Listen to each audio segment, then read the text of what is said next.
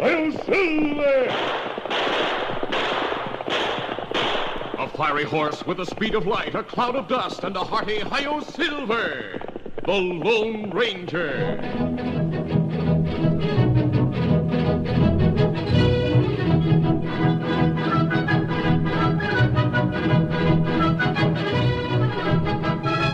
This is the legend of a man who buried his identity to dedicate his life to the service of humanity and country. It is the story of the origin of the Lone Ranger.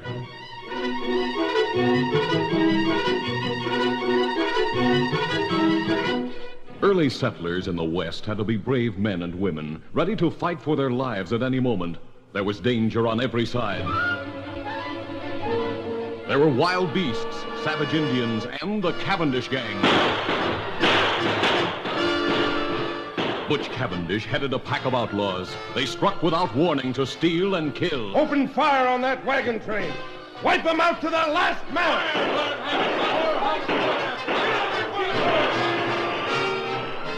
The Cavendish gang attacked ranches and towns as well as wagon trains. Everyone feared Butch Cavendish. His gang grew rich and powerful. Finally, the Texas Rangers learned where Butch Cavendish and his gang were hiding. 6 Texas Rangers guided their horses along a canyon floor to arrest the Cavendish gang. Presently, Captain Reed signaled a halt. Rein in, boys. We'll wait here until a scout returns. Do you think it was a good idea to send Collins, our guide, on ahead? It was Captain Reed's younger brother who asked the question. The captain explained that Collins, who was not a Texas Ranger, was the only man who knew the country and who could scout ahead for information. Then, while the Texas Rangers waited for the guide's return, the captain said to his younger brother, My wife and son are coming from the east. If something happens to me and you survive, well, I know you'll take care of her and Danny. Right. I'm going to count on you to resign from the Rangers and work that silver mine we staked out. See that my son and his mother get my share. I promise. Here comes Collins, the scout. Steady. What's the word, Collins? Good news, Captain Reed. It's all clear. I scouted the rim on both sides of the canyon and found no sign of the Cavendish outfit. All right, boys, let's go. Get up there. Get up. Come on. Collins, the guide, lagged behind unnoticed by the Texas Rangers, who moved in single file along the floor of the rock-strewn canyon. They didn't know that Collins had lied, that Butch Cavendish and his killers were waiting in ambush on the rim on both sides of the gap. Here come those Rangers, boys, just as Collins told us. Yeah, there they are. Now, we can't get down to the floor of the canyon without going a long way back, and it'll be dark in half an hour.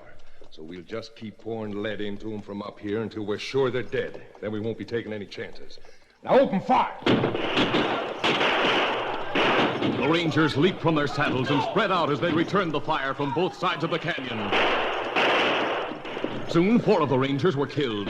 Captain Dan Reed and his brother, wounded several times, kept fighting side by side. Then the captain fell mortally wounded, and a moment later, his younger brother, the last of the Rangers, slumped to the ground.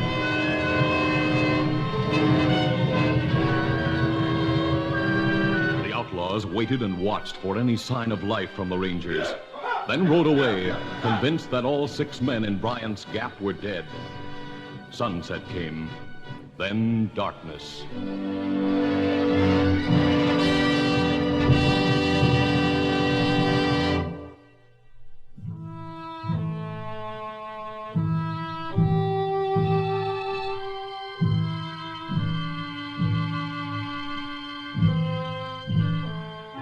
That night, an Indian examined the bodies by moonlight.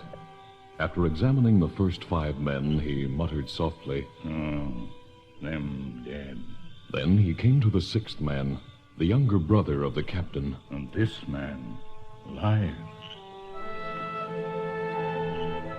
The Indian lifted this man tenderly in his strong arms and carried him to a nearby cave where he bathed and dressed the wounds. Then he took a spade from one side of the cave and returned to the canyon, where he worked steadily until the dead men had been buried. Returning to the cavern, he sat watching through the remaining hours of the night. Daybreak found the Ranger stronger, but by nightfall, the wounds had become infected. The Indian called on all his knowledge to treat the wounded man. He went day and night without rest.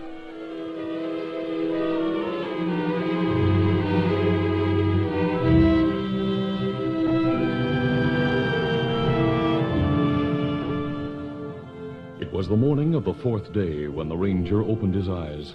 And for the first time, the Indian saw them clear and calm. Are you awake? Me glad. Yes, but so weak. You wounded bad. I remember an ambush. That right? Me find you in canyon. Carry you here to cave. It's daylight. It morning. Then I must have been unconscious all night. It's several days since fight in canyon. Several days. There's something familiar about you. You remember? Many year ago, you only boy. You find Indian boy in trouble. You save life, Indian boy. Yes. Your name is Tonto. That right? Years ago, you called me Kimosabe. That right. And you still Kimosabe. It mean faithful friend. Tonto, there were 6 of us in that canyon. The others. What about the other rangers? Other ranger, all dead. Dead. One was my brother. You only ranger left. You, Lone Ranger. The Lone Ranger. Tonto, those killers know me by sight.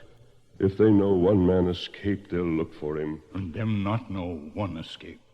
Tonto bury 5 men, make 6 grave. Crook think you die with others. Good. Then my name shall be forever buried with my brother and my friends. From now on, my face must be concealed. A disguise, perhaps, or a mask. That's it, a mask. I'm the only one who knows about the Cavendish gang. With your help, Tonto, I'll get every one of those crooks. In the ranger's eyes, there was a light that must have burned in the eyes of knights in armor. A light that through the ages lifted the souls of strong men who fought for justice, for God.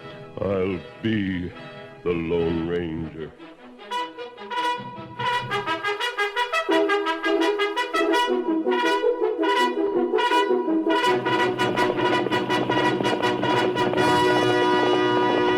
I'll silver! A fiery horse with the speed of light, a cloud of dust, and a hearty hi-yo silver. The Lone Ranger.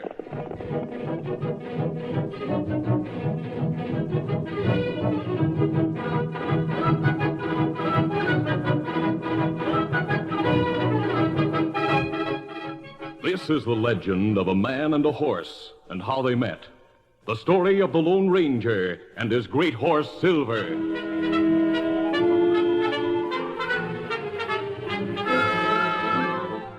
The Lone Ranger and Tonto were trailing the worst outlaw in the West. His name was Butch Cavendish. They had followed his trail for many weeks, until finally they noticed that the hoofprints of the outlaw's horse were fresh. We're close to Cavendish now. Yes, Tonto. He can't be far ahead. Him outrun us last time. Maybe better we shoot in sight. No, I want to take him alive. That shot. Look out. Steady there, steady, boy. Over there. Killer in ambush. Him right way. Tonto, he missed me, but he shot my horse. Get after him. Get him up, fella. Tonto's horse was tired and no match in speed for the animal Cavendish rode. The outlaw escaped. When Tonto returned from the futile chase, Oh, fella. Oh, there. he found the Lone Ranger standing beside his dead horse. A good horse, Tonto. Loyal, faithful, and brave. But my next horse must be faster. I wish that... Tonto, we've heard stories of a wild horse, a fiery white stallion. Him seen near valley over there, where Cavendish go. We'll be on the lookout for the wild horse while we follow Cavendish.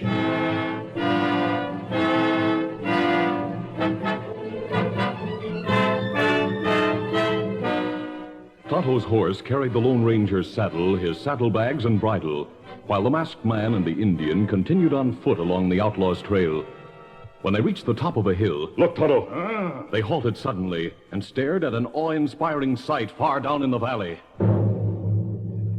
They saw a great white stallion in a death fight with a giant buffalo. The horse was plunging, rearing, charging, and dodging wildly, and the sun flashed from his coat as from a coat of polished silver. They realized that this was the legendary white stallion, the one ranchers and hunters had talked so much about. Tonto, we must have that horse. I'll try to shoot the buffalo. It's too far for pistol shot. I'll get closer before it's too late. As he ran downhill, the Lone Ranger watched the battle. The sleek white stallion was nimble and courageous, but his strength began to wane. The buffalo charged again and again. The splendid muscles of the white horse were slower in responding, then too slow. He was caught by the buffalo's charge. Wet crimson stained his pure white coat. Another charge. The white horse saw it coming, and he couldn't dodge. He staggered and fell. The monster drew back and lowered his head for the death charge. And then 2 shots rang out. The buffalo shuddered from the impact of the masked man's bullets. For an instant, he stood motionless, then fell.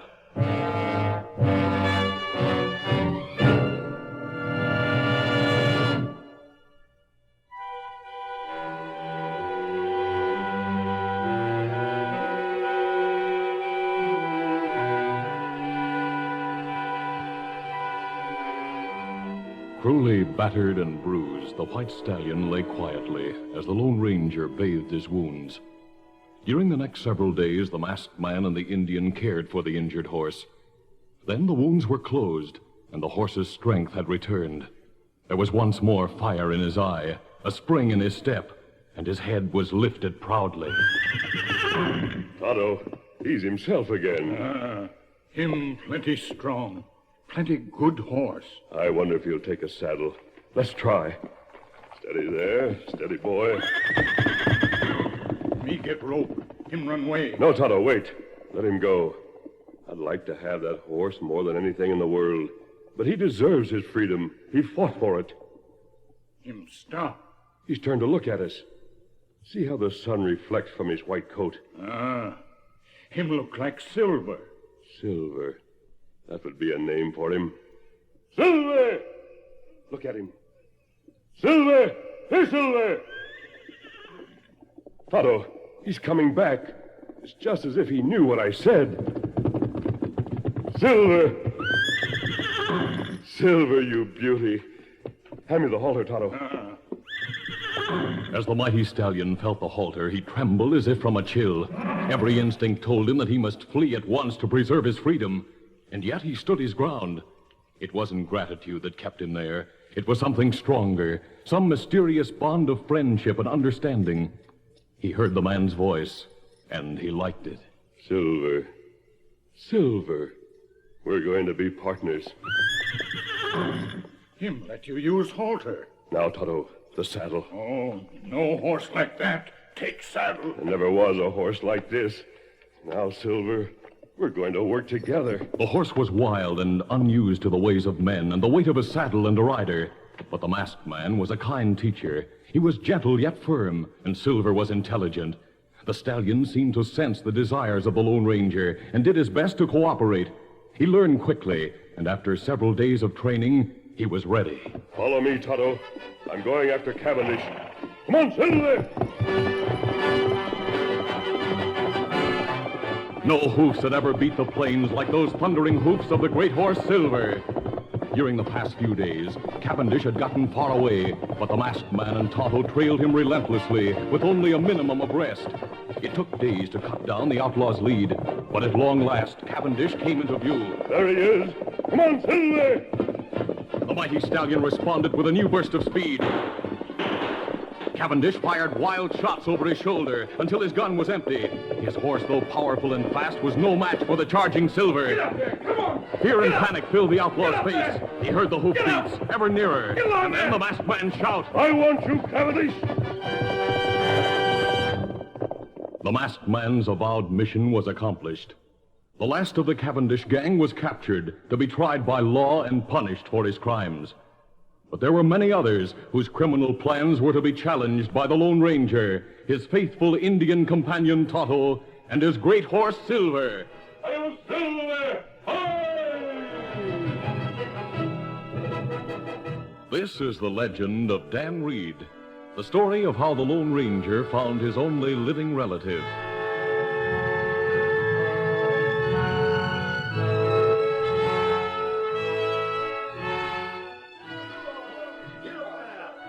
A long line of prairie schooners moved westward through a valley.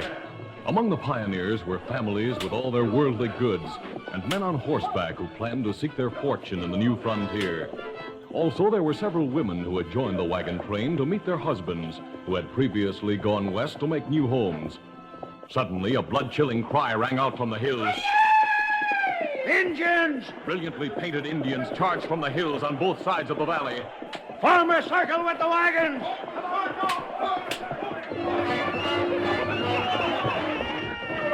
Get to the floor of the wagon, honey, and hold the baby close.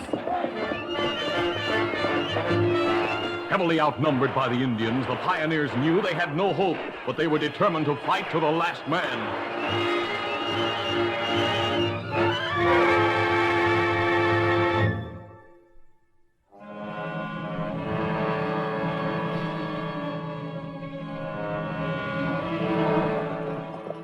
It was the following morning when the Lone Ranger and Tonto came upon the scene of the massacre.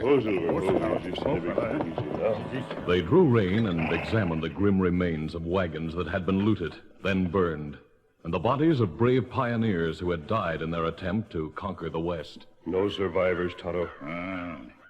It looked like work of Apache.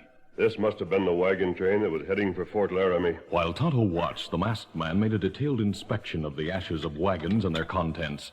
Presently, he found a small, square piece of metal, a nameplate from a trunk. He wiped it on his sleeve, then read it. Tonto, remember how the Cavendish gang ambushed my brother and the other Texas Rangers in Bryant's Gap? Me know.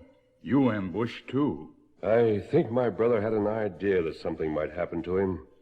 Just before we rode into the gap, he called me aside and said, I want to speak to you brother to brother. My wife and son are coming from the east. If something happens to me and you survive, well, I know you'll take care of her and Danny. I promised him I would. Then he said, I'm going to count on you to resign from the Rangers and work that silver mine we staked out. See that my son and his mother get my share. I made arrangements for an old man named Jim to work the silver mine and got enough ore to keep me supplied with silver bullets and what cash I need. Me know. We were to wait until my brother's wife arrived from the east to decide what she wanted done with her share of the silver mine. But now Me sorry, Kimasabi.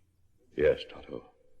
Linda and the baby boy were on this wagon train. Maybe woman, baby captured. Maybe them alive. It's a faint hope, Tonto. Nevertheless, I shan't be convinced that they're dead.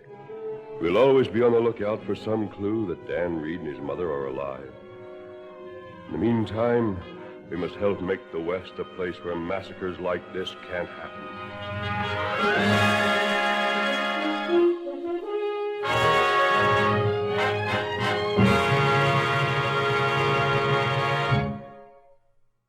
After reporting the massacre of the wagon train to Fort Laramie, the Lone Ranger visited his secret silver mine for a fresh supply of silver bullets. Then, with Tonto at his side, the masked man turned the blinding light of justice on criminals throughout the West. He was a mysterious figure identified only by his mask, the great white horse named Silver, and a ringing cry. Hi-yo, Silver! He was the Lone Ranger.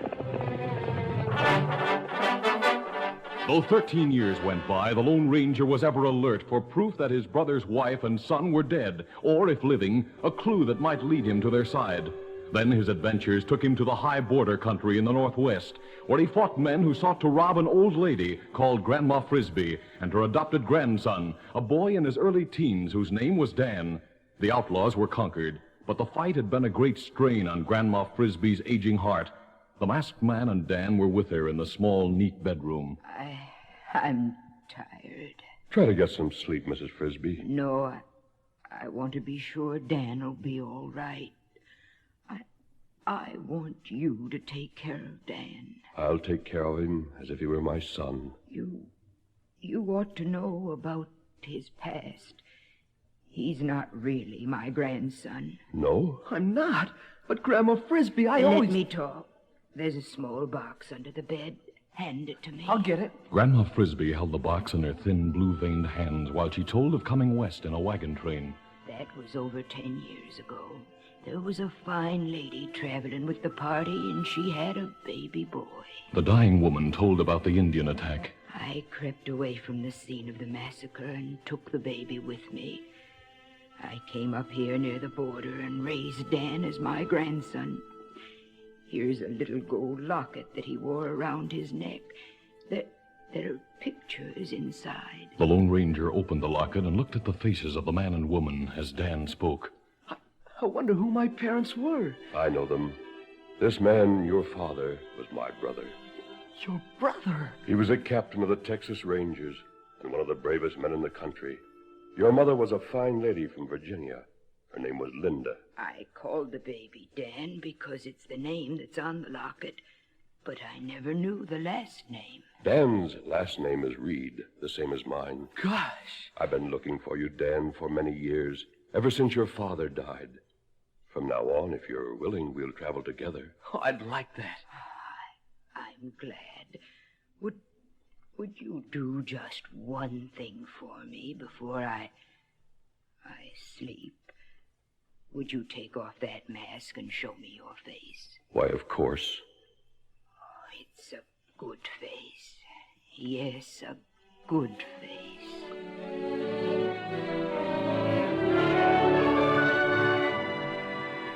Dan, your grandma was a fine woman. It's too bad she had to go. She was certainly good to me. She and your father left you a great heritage. A heritage? Yes.